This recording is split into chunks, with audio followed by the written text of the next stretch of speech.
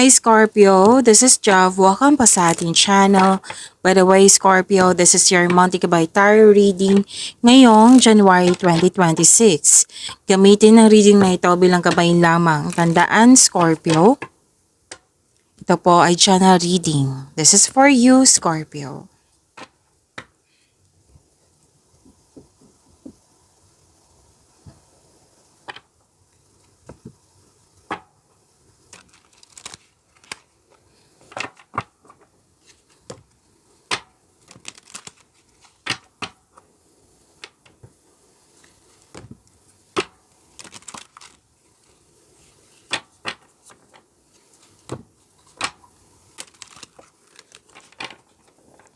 Para po ito sa iyo, Scorpio, ngayong January 2026.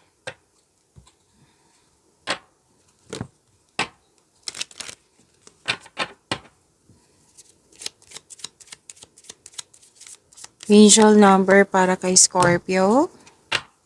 Angel number 22.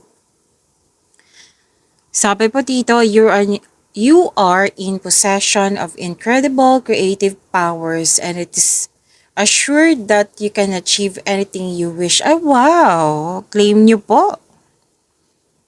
So, to attract more blessings, let us say the power affirmation. Let us say, I am aligned. Yung mga ginagawa nyo ngayon, gagawin nyo ngayong January 2026. Naka-align niya sa'yo, alam na alam mo yung gagawin mo. I think that is your passion. Oo, may nakita ko dito eh. May nararamdaman din at the same time na excitement. Na matatapos mo ng maganda, na magkaroon siya ng positive outcome, and you have the power. Kumbaga, increase confidence to. Very confident ka sa mga ginagawa mo. Nakikita mo talaga na may potential to, na magiging successful na ko nito. So, magkakaroon nga. Kasi you are giving your best. And ang ganda ng mga iniisip mo din at the same time. Kasi you are claiming the positivity na mangyayari sa iyong buhay. So this is good. Wow. So yung desire mo sa buhay, ma-achieve mo. Okay? Ang ganda. Okay.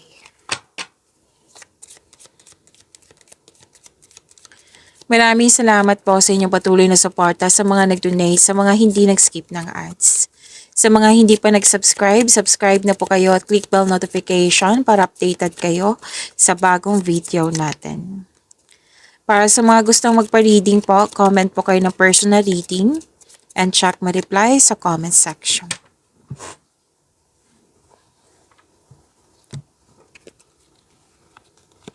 Oh.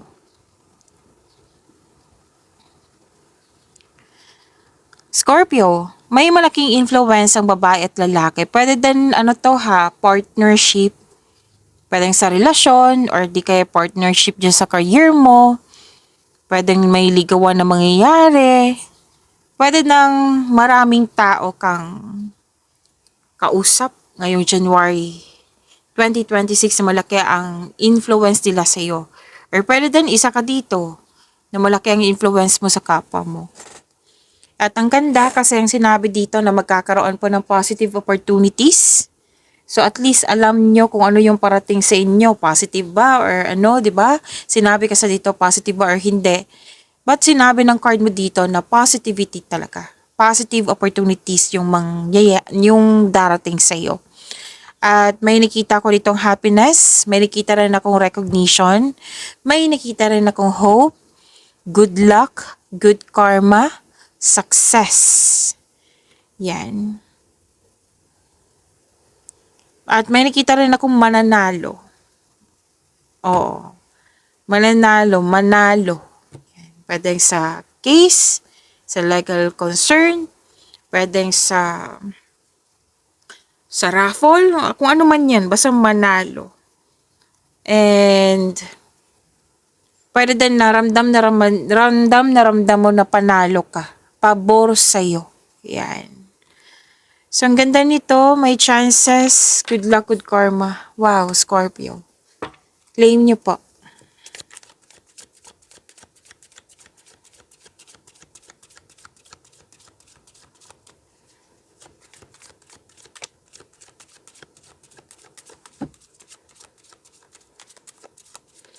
energy ngayon, January 2026.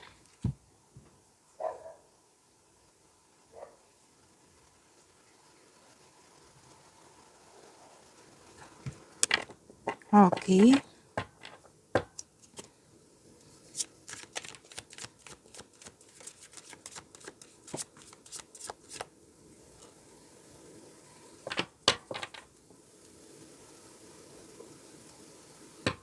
Para sa mga bago dito, kung may napansin kayo na repeating message, yan po yung pinupush ng card sa inyo. Like for example, nanood kayo sa inyong monthly, weekly, daily, first half, second half of the month.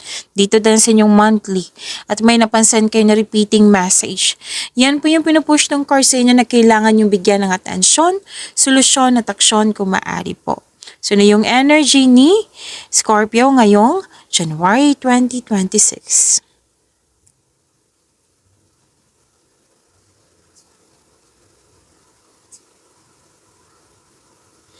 Ano to ending with new beginning, completion of cycle. Kung sa madaling, what I meant is, yun nga, tama to siya. Tama po. Ending with new beginning, completion of cycle. Kumbaga babangon ka. Yung mas naging matatag, na mas maging matabang, you have strength Itong dalawang card na ito, you have strength.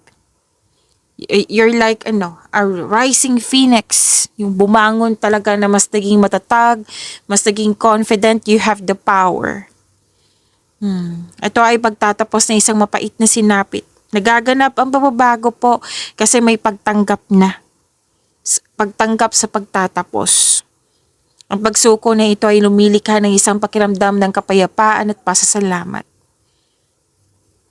Pwedeng yung paulit-ulit na lang na concern, yan, nabigyan na ng solusyon, nabigyan na ng sagot.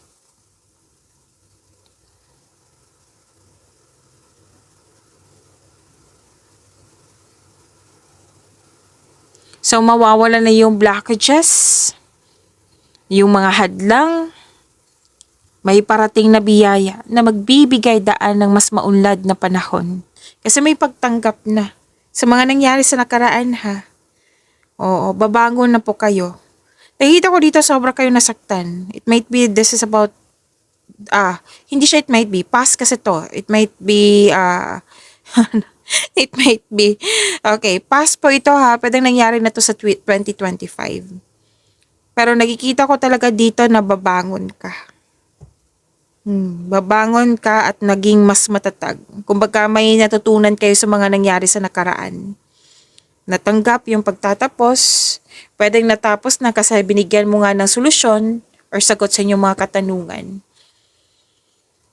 Matapang ka na dito Ang lakas mo, sobrang lakas mo.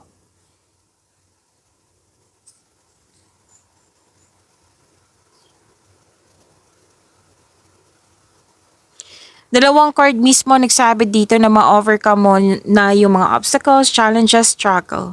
In January 2026. And nakikita ko dito may self-assurance, very confident nga. And okay, kunin ko Naalala niyo yung sinabi dito sa inyong angel number 22 na may mga ginagawa kayo dyan na sobrang confident nyo? Andito. Sa dalawang card na ito. May ginagawa kayo dyan na naka-align sa passion mo, na alam mo yung gagawin mo. Remember, this is energy. Pwede sa personal life to, pwede sa love and romance, or sa career and money. Very confident, sobrang tapang mo na talaga. Haharapin mo na yung dapat harapin. You're taking action with courage. Ikaw ay malakas. Pwede ngang, magaling kayo sa mga ginagawa nyo. Syempre, Scorpio Magaling kayo sa mga ginagawa nyo. Tapos, pwedeng may nasa posisyon kayo. Malaki ang role nyo. And, yun nga, you have a confidence. Gusto mo yung ma-achieve mo or makuha mo yung gusto mo. Kaya hinarap mo. You have your strength. You have power. Resilience po ito. You're taking action with courage. Ito na yun eh. So, ang ganda. Sinabi din dito, magaling ka sa mga ginagawa mo, magaling ka na leader. Yan.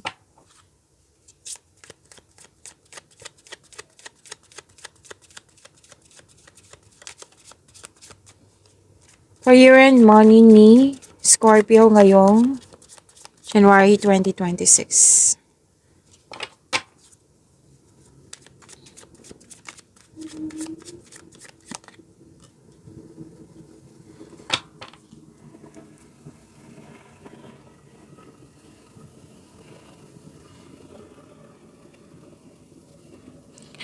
Wow.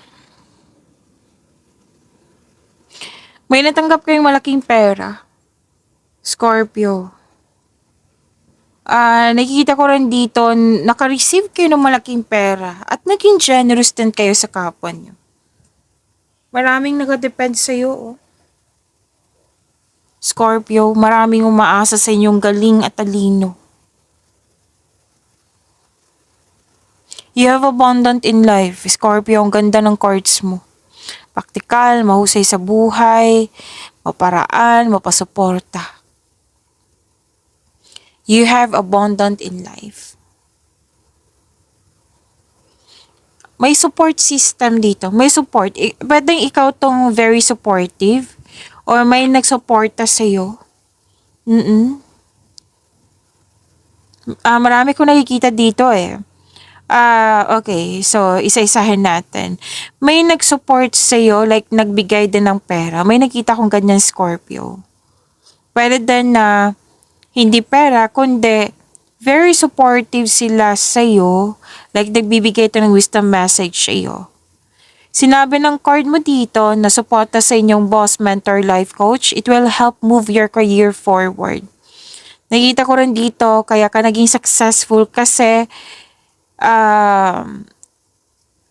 marunong ka makinig sa iyong intuition. Ginagamit mo yung intuition mo para makagawa ka ng wise choices. See? Ginagamit mo sa tama eh.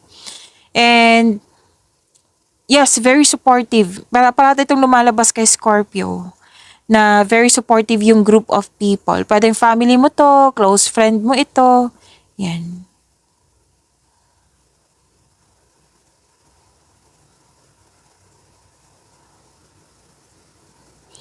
Sa pag-connect, kung pagod kayo, sinabi ko sa card dito, pagod kayo or feeling na-challenge like, same pa rin tayo, pagod. Okay? Kung pagod or stress dahil sa maraming ginagawa, magbigay ng time sa mother figure, sa mother or sa mga bata. Kasi it will refresh your energy. So, claim nyo po. Ang ganda. Abundance and may natanggap kayo malaking pera. Actually, financial stability talaga ang nakikita ko dito. At marunong kayong humawak ng pera. Alagang-alaga mo. Like, oo. So, may mahilig ba kayo sa alahas? Oo. Kasi may nakita ko mga gold dito. Gold. It might be this is your investment.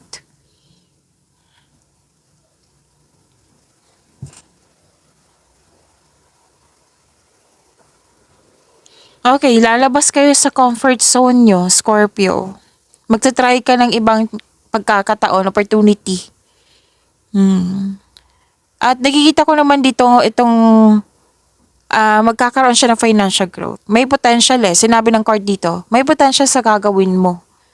Tapos very confident pa rin kayo dito. Wow.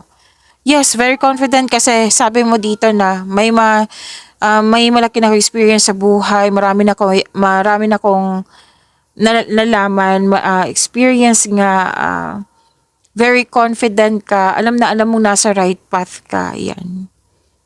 Pero syempre, mag-ingat kayo sa paggawa ng plano para magtagumpay ito. Ipagpatuloy niyo pong makinig sa inyong intuition.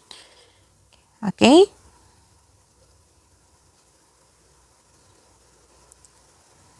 So this is new beginning ha. May freedom ako nakikita dito at ready ka na sa new journey.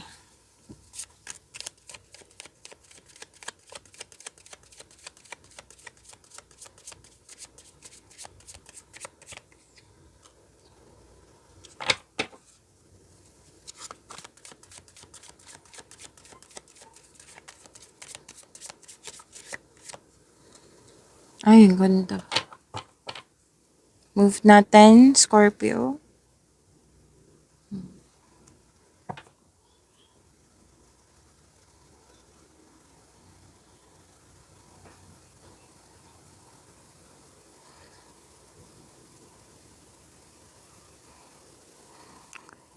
Okay, so Scorpio, may bagong relasyon, may nagkaayos. Alignment din to which is sinabi din dito sa inyong angel number 22. Yes, may alignment na naganap. At very inspired ka, motivation, love is blooming. Nagkaroon ka ng time for yourself, nagbigay ka ng aksyon.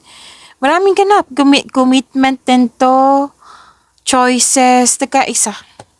Ang ganda nito, Scorpio. Tapos, yes, may ligawan talaga, oh. Kung hinihintay mo to, parating na ito. Tapos, talagang sobrang spark nito. Wow. Kung parating na ito, tapos dumating na siya, tapos nagustuhan mo siya kaagad. Yan. Okay? At sa mga marelasyon, the couple is divinely guided at sinabi ng card mo dito na soulmate mo siya. At yes, may celebration dito. Celebrate the love in your life. Okay, sa mga naghihintay dito, may advice kasi ang card nyo dito na love yourself more habang hinihintay mo ito para ma-attract mo yung the right man, woman to you. Okay? So, more on celebration to, sa pamilya, basta sa buhay pag-ibig, nakikita ko dito. Ang ganda ng energy na ito. Itong dalawang card na ito mismo.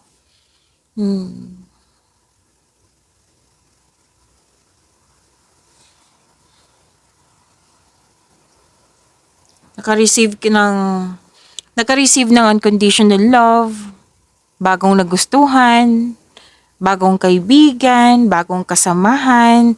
Dalawang card na sabi dito na nagkaroon ka talaga ng time sa iyong sarili, which is good. Kasi sa Scorpio, araw-araw ko nang na-reading to, busy parate. So, this is good kasi nagkaroon ka ng time for yourself. Self-love din. Which is sinabi ng card niya kanina, di ba? Na kailangan na magkaroon na, you love yourself more, kumbaga. So, nakikita ko naman dito na ginawa mo, na you love yourself more. And actually, this is a gift from the universe. Na may ibibigay ang universe sa iyo na bagong pag-ibig which can arrive in many forms. Pwedeng self-love, new relationship, or new connection sa isang tao na magbibigay sa iyo ng love, peace, and happiness. So, ang ganda.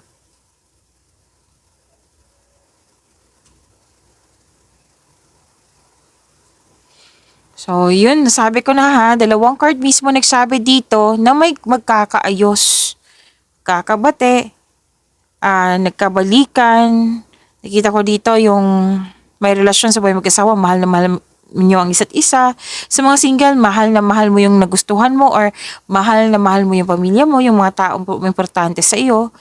Tapos, nakikita ko dito na kayong lahat, positive emotions flow ang nakikita ko dito, which is ang ganda. Maaari din na makareceive ka ng balita na may buntis or the arrival of a new baby. May nanganak or mabubuntis. So, nakikita ko naman dito na you love yourself more, you're taking time for yourself, at magkakaroon po siya ng personal development.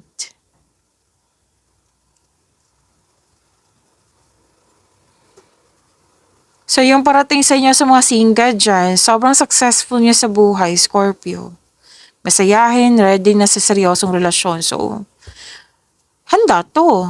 I think this is anong tawag nito? Anong tawag nito? Gusto niya ng seryoso sa buhay. Like, into marriage na, yan. Sa mga relasyon sa buhay mag-asawa, love and happiness overflow. Ang ganda. Sobrang satisfied nyo sa inyong relasyon, sa inyong pamilya, kaya deserve nyo magbakasyon or mag-relax at mag-enjoy. Ba, ang ganda ng cards mo. Scorpio. Pag-imani nyo po yung blessings sa binigay sa inyo, Scorpio. See you tomorrow. Maraming salamat.